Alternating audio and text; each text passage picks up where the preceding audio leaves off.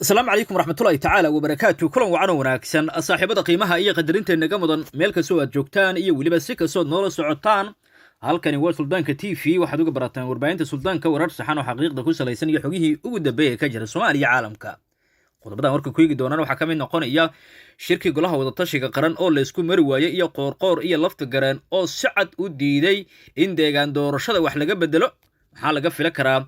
gabagabada shirkan mise laga yaabaa in la isku fahmi waayo qodobada ay doonayaan dani iyo madoobe iyo rooble. waxaan idin soo gudbin doonaa hogaamiyaasha ku daaban filla Soomaaliya oo la soo warinayo inay naqaska ku xireen siyaasiyiintii isku dayay aan iraade hogaamiyaashii isku dayay inay wax ka bedelaan jadwalka deegaan doorashada. wararkii ugu dambeeyay xilliga shirkan la soo gabagabeynayo iyo mucaaradka oo qas ka wada shirka iyo sidoo kale cadaadis xoogan oo ay saarayaan Maxamed Xuseen Rooble in shirkan ay ka qayb galaan. ma laga yaabaa in shirkan ay ka qayb galaan siyaasiyiinta mucaaradka. waxaan idin soo gudbin doonaa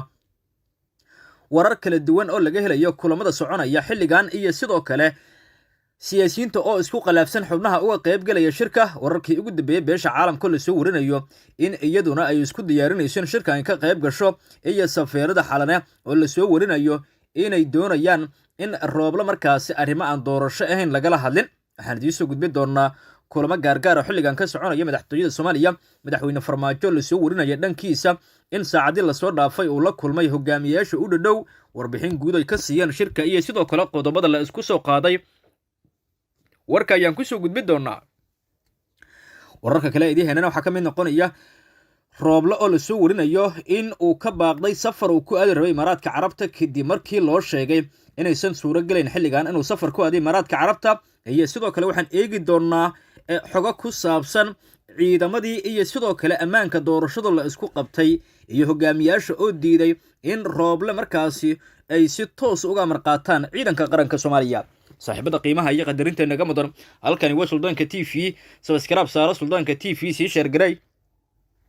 oo muuqaaladan saaxiibada gaadhsii si markaas ay kula daawadaan like iyo comment-iga hanaga iloobin oo qaybta hoose noogu soo qor fikirkada saleemka iyo aragtidaada suuban wadaniyiinta ku xiran suldaanka TV ee ku nool dalka iyo dibadiisa. sidoo kale waxaan ku wargelinaynaa inay ku soo biiraan boggeena cusub ee Marmar TV oo aan ugu talagalnay inaan markaasi ballaarino shabakadaha gaarka ah ku soo gudbino xogaha ka jira Soomaaliya. fariimihiin wayna soo gaareen oo baraha gaarka ayay markaasi naga soo gaareen. waanan idin mahad celinaynaa si wada markaasi in dalka iyo dadka Soomaaliyeed ay guud ahaanba markaasi ka weynaadaan qabyaalada iyo sidoo kale in kor loo qaado wadaniyada taasoo ka dhigan mid ummadda Soomaaliyeed ay si weyn ay u soo dhaweeyeen in markaasi dadka Soomaaliyeed ay ka gudbaan xilligii qabiil markaasi wax lagu raadin jiray balse qaranka Soomaaliyeed kor loo qaado. waana ku mahadsantihiin sida noola socotaan u diyaar garooba khudbadii aan dul maray oo intaasi ka faahfaahsan. aan ku bilowno warkeena.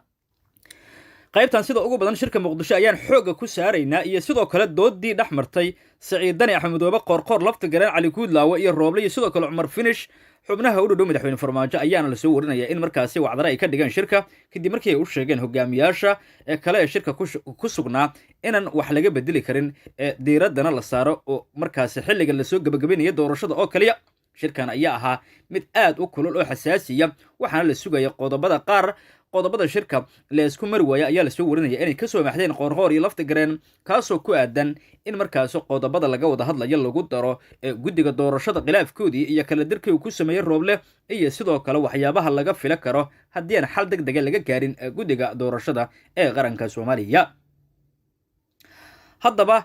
markaasi waxa magaalada Muqdisho caasimada Soomaaliya si rasmi ah uga furmay shirka golaha wada tashiga qaran kaasi oo u dhaxeeyo Rooble iyo sidoo kale shanta hogaamiye goboleed iyo gudoomiyaha gobolka Banaadir. shirkan waxa diiradda lagu saaray sida ugu badan arrimaha doorashada dardargelinteeda iyo sidoo kale hufnaanteeda jadwalka waqti cayiman lagu soo gabagabeynayo doorashada golaha shacabka ee baarlamaanka Soomaaliya. xukuumadda Rooble ayaana war ka soo saartay oo faahfaahisay shirkaas waxaana lagu sheegay in shirkan uu markaasi yahay mid ballaaran oo ay ka qayb noqonayaan midowga murashaxiinta mucaaradka beesha caalamka. inta shirkan uu socdo guddiyada kala duwan ayay la kulmi doonaan dadka markaasi u qorshaysan inay la kulmaan. waxaa ka mid ah daneeyaasha arrimaha doorashooyinka oo ay ka mid yihiin wakiilada beesha caalamka xubno matalaya midowga murashaxiinta mucaaradka iyo qaybo ka mid ah bulshada rayidka si markaasi ay u dhageystaan tala soo jeedintooda la xiriirta doorashada ayaa markaasi lagu yidhi warka xukuumaddu ay ka soo saartay. waxaa sidoo kale ay sheegeen xubnahan warbaahinta la hadlay in shirkan uu xal u noqon doono caqabadaha iyo sidoo kale qaladaadka ka jira doorashada, gaar ahaan midda golaha shacabka oo si weyn markaasay uga hor yimaadeen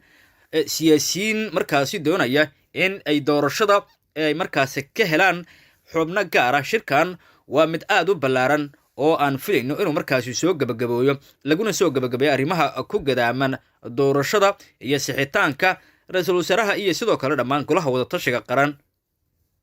waxaa ka go-an shirkan inay ka guul gaaraan, sidoo kale in lagu xaliyo diiraddana markaasi la saaro meelaha lagu kala aragti duwan yahay sida markaasi lagu sheegay. xubnahan warbaahinta la hadlaya sidoo kale waxay sheegeen inay rajaynayaan in shirkan noqon doono mid guuleysta oo ay ka soo baxaan qodobo wax ku ool ah oo markaasi gogol xaar iyo hufnaanta doorashada inay sii socoto markaasi u noqonaya. waxaa xaaladda magaalada muqdisho lasoo warinayaa inay weli socdaan qabanqaabada mucaaradku ay ugu jiraan in shirkan ay uga qayb galaan. siyaasiyiin ka mid a mucaaradka ayaana isku khilaafsan qaabka shirka looga qayb galayo sida markaasi muuqata iminka, maadaama mucaaradku ay kala jabsan yihiin oo dhowr garab ay yihiin. waxaa lasoo warinayaa inay isku khilaafsan yihiin xubnaha markaasi matelaya mucaaradka shirkan ka qayb galaya. shariif sheekh axmed ayaa markaasi soo jeediyey in isagu shirkan uu ka qayb galo, waxaana ka soo horjeestay xasan sheekh iyo siyaasiyiinta markaasi ku aragtida ah, kuwaasay u arkaan in shariif haddii uu matelo mucaaradka aysan markaasi natiijo wax ku oola ka fila karin, iyaga rabitaankoodana uusan ku hadli karin, siday noo sheegeen xubno ka tirsan xisbiga UPD ee xasan sheekh maxamuud. warar kale ayaa sheegay in xasan sheekh iyo sidoo kale shariif ay ka qayb galayaan, iyaguna markaasi ay doonayaan inay si toosa u matelaan siyaasiyiinta kale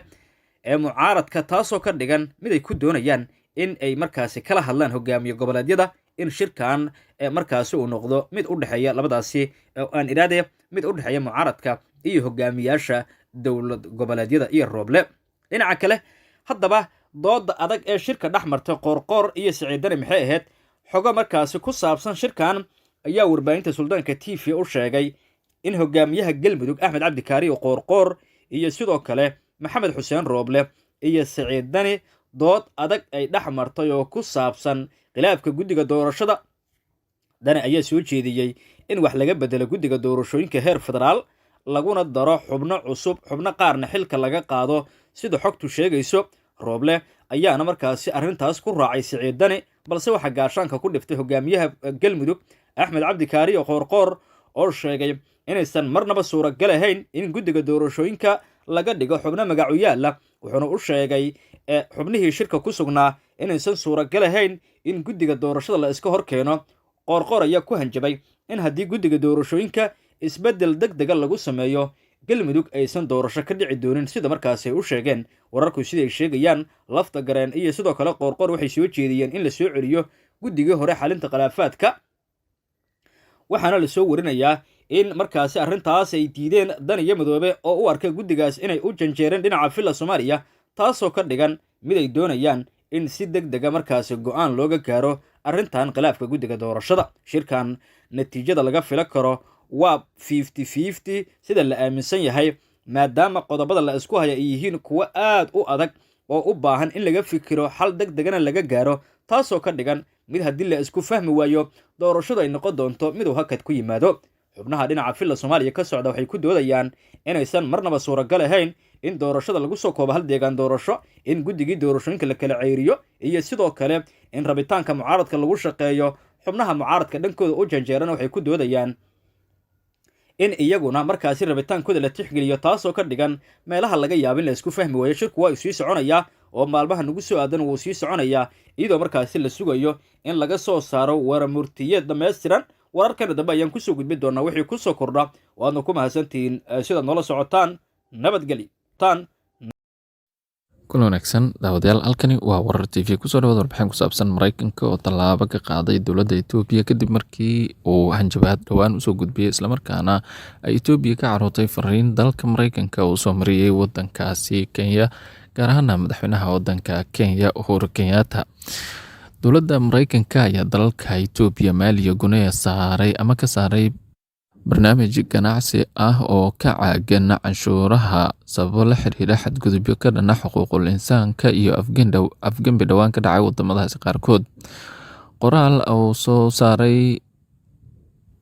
waaxda ganacsiga ama wakiilka ganacsiga Mareykanka ee USTR loo soo gaabiyo ayaa lagu sheegay in saddexda dal laga joojiyey barnaamijka African Growth and Operation Act ee loo soo gaabiyo AGWA, kaas oo canshuur dhaaf loogu sameynayay wax soo saarka wadamada Afrika ee ka hooseeya saxaraha. Warka waxaa lagu sheegay in Mareykanka uu aad uga walaacsan yahay ku xadgudubka xuquuqda bini'aadamka iyo gaboodfallada ay geystaan dowladda Itoobiya iyada oo ay jirto colaad sii ballaaranaysa ee waqooyiga wadanka Itoobiya, taas oo dowladda Mareykanka ay taageeraysay kooxda TPLF ee ay ka cudurdaarnaadeen ciidamada federaalka ee wadankaasi Itoobiya. Madaxweynaha wadanka Mareykanka Joe Biden ayaa ku hanjabay bishii November in Itoobiya laga jarayo nidaamka ganacsiga canshuur la'aanta ah ee ay bixiso AGWA sababo la xiriira xadgudubyo xuquuqda aadanaha ee ka dhacay waqooyiga wadankaasi Itoobiya. Dagaalka ka socda gobolka Tigray ee dalka Itoobiya ayaa bilowday bishii November 2020. Markaas wixii ka dambeeyay waxaa socday loolan dhanka awoodda ah oo u dhexeeya hoggaanka Tigray iyo ra'iisul wasaaraha wadanka Itoobiya Abiy Ahmed. 10,000 oo qof ayaa lagu dilay colaadda 13 bilood halkaasi ka holceysay, halka qiyaastii